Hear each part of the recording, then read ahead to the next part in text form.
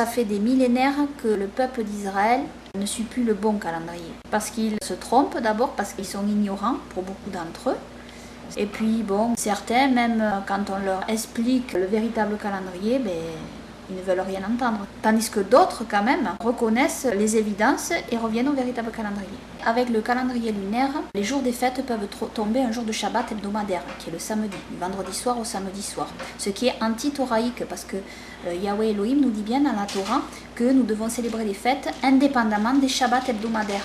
Donc c'est la preuve que le Shabbat ne peut jamais tomber un jour de fête. Ou un jour de fête, un jour de Shabbat. Et pourtant, ceux qui suivent le calendrier lunaire, cela leur arrive assez souvent. Pourquoi suivre le soleil plutôt que la lune?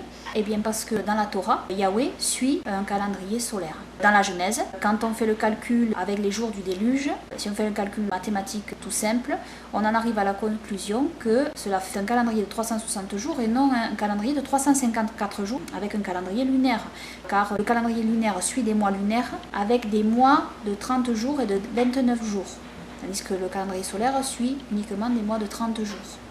Et nous en avons la preuve avec ce calcul mathématique dans la Genèse, dans le passage du déluge avec Noah. Ça fait des millénaires que nous sommes perdus sur ce point. Donc c'est clair que moi j'arrive et je donne ce calendrier, donc les gens se posent la question, est-ce que c'est le bon? Après, je ne fais pas que dire c'est le bon calendrier, j'apporte quand même beaucoup d'éléments et de preuves archéologiques, historiques, bibliques qui démontrent que ce calendrier est véritablement le bon calendrier thoraïque à suivre. Ça fait des millénaires que le peuple d'Israël n'a plus le bon calendrier. On a été dispersé parmi les nations. Et le peuple juif, après son retour de Babylone, a changé le calendrier et a suivi en réalité le calendrier d'Antiochus Épiphane. C'est pour cela qu'il y a eu un schisme au sein du peuple juif et que des juifs nommés les juifs esséniens, qui se nommaient eux-mêmes Yahad, se sont séparés et pour certains, surtout ceux de la classe sacerdotale, sont allés dans le désert. C'est l'endroit nommé Qumran et c'est à cet endroit que nous avons retrouvé la majorité des manuscrits bibliques de Qumran. Tous ces manuscrits ne contredisent absolument pas la Torah, mais au contraire confirment la Torah et les prophètes. Et la Torah, c'est notre boussole pour savoir ce qui est vrai ou faux et c'est notre guide.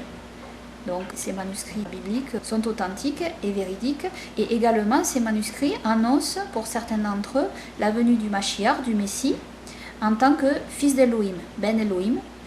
Et il y a une grande portée messianique dans la communauté juive essénienne de Qumran. Il faut savoir aussi que les juifs esséniens ne vivaient pas uniquement dans le désert.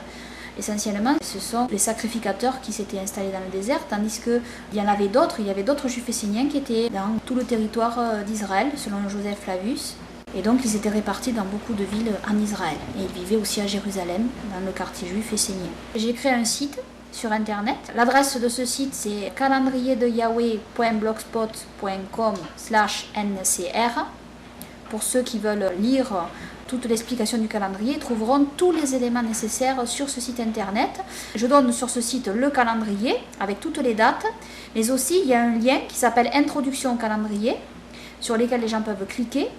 Et sur ce lien, ils auront toutes les explications sur le calendrier à suivre, pourquoi, les raisons bibliques, archéologiques, historiques, etc.